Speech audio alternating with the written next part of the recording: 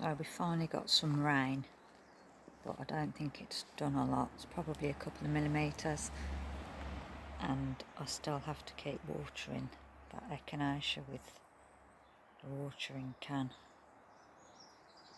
because it's quite new.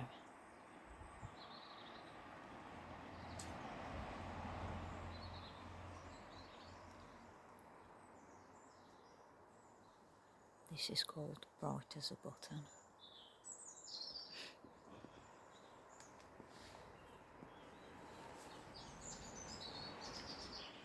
And the delphinium's getting ready to flower again. That'll be its second flower of the year.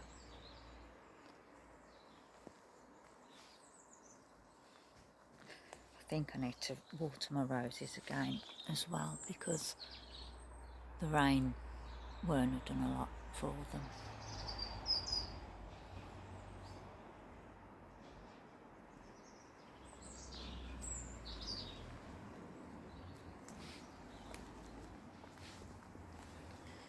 And this is Blue for You.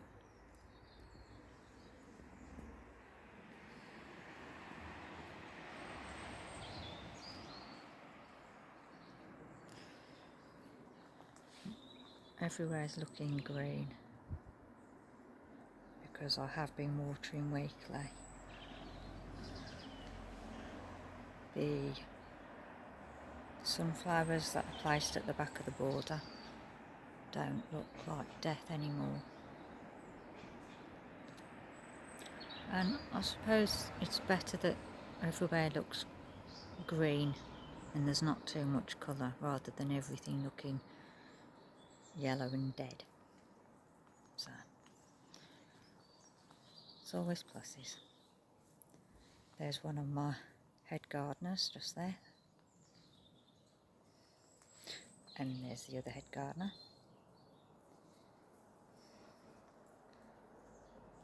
They're probably busy watering the flowers.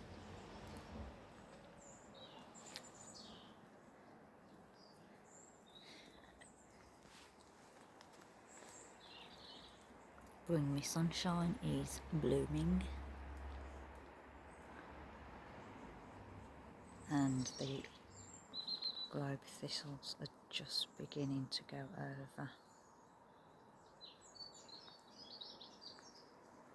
And I think that there's two best plants this year with the heat. One is, this is about 4 years old maybe. I lose track of time. And this is Timeless Charisma. And it has had 2 or 3 flushes, and it's very leggy at the moment, but it has so many flowers and it just keeps going. So that is definitely a rose I could recommend.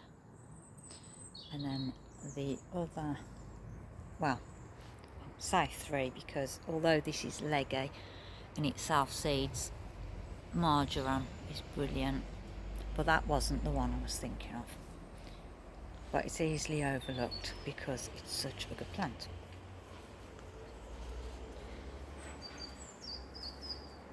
Perennial sunflower.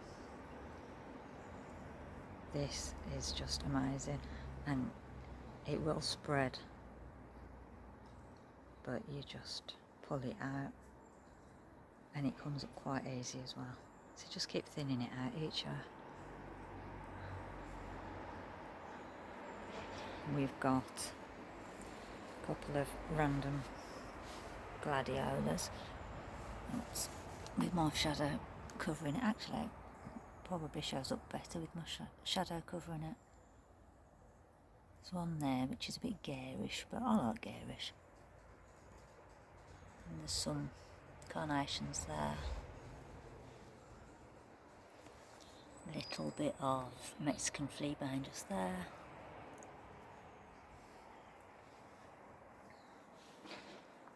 These have gone a bit leggy, but they always do well. The Japanese anemones.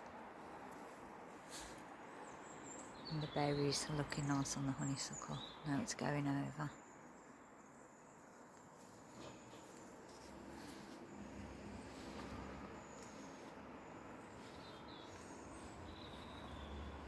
And the berries on the firethorn are looking pretty as well, and the blackbirds will feast on that all over autumn and a bit of winter if we get a lot of them, which I think we will. There's red ones just there.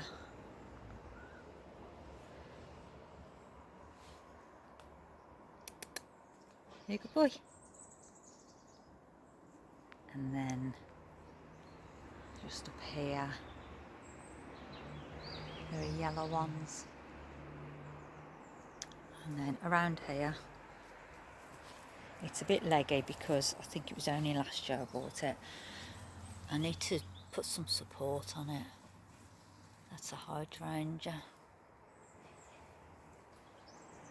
I do like the white ones, they're really pretty.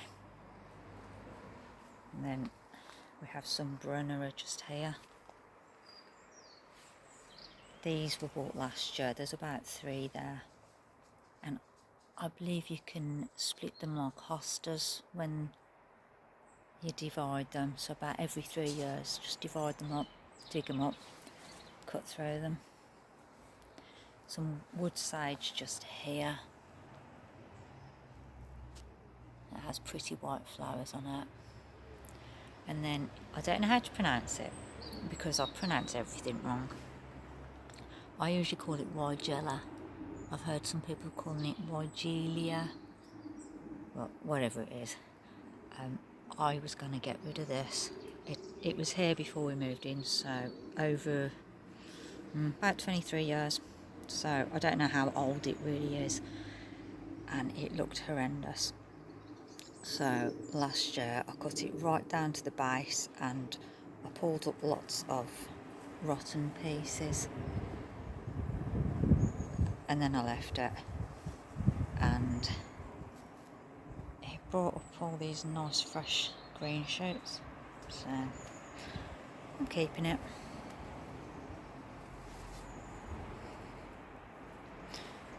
And for shady borders, you can't go wrong with hostas, ferns, Bruneras. There's some Brunera just here as well. Japanese maples, there's one here, there's another one there. And they grow really slowly. And this one's probably about 12 years old now. But they're worth it.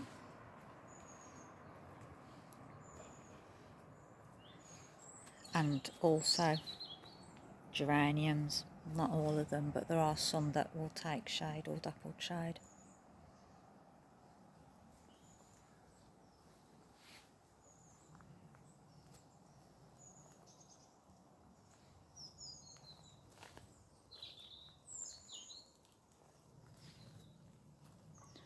And then lastly, I'll just show you a little update on the roses that I'm growing from cuttings, because I do have a few that seem to have taken. Hopefully I can keep them alive. And look at that one. That looks really healthy. Obviously, as you can see, any that turn brown or are starting to turn brown, they will die. Most of these ones in here will turn brown. There's a few in here.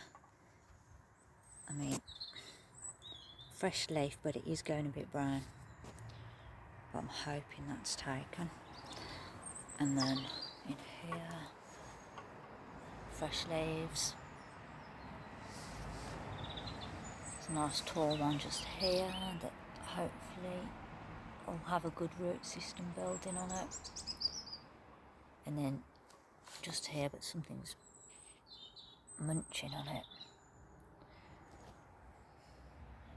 And obviously to take rose cuttings, you need a lot, because it doesn't matter how well you grow them and how you propagate them, the success rate is really low. So you probably want about 10 pieces per rose that you're trying to grow, and then you've got more chance of 1 or 2 possibly succeeding.